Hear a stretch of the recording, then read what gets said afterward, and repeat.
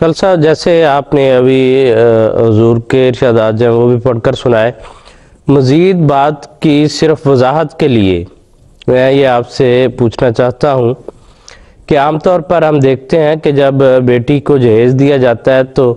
ماں باپ گن گن کے اس طرح چیزیں جو ہیں ہمارے معاشرے میں پوری کرتے ہیں کہ ایک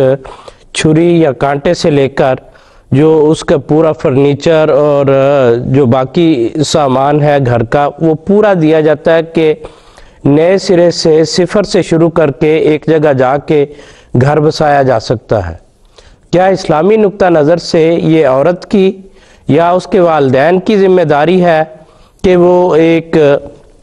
نئے گھر کے شروع کرنے کے لیے سارا سامان مہیا کریں،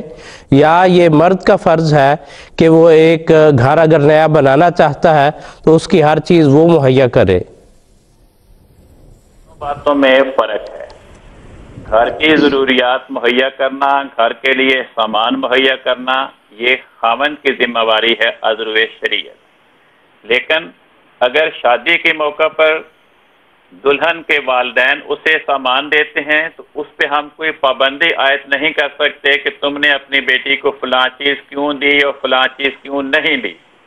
تھوڑی کیوں دی یا زیادہ کیوں دی۔ یہ ماں باپ کی مرضی ہے جو حسب توفیق خوشی کے موقع پر اپنی بیٹی کو کتنا دینا چاہتے ہیں، اس پہ کوئی شریعت نے قدغن نہیں لگائی۔ یہ ٹھیک ہے، بہت شکریہ، جزاکم اللہ، احسن الجزا۔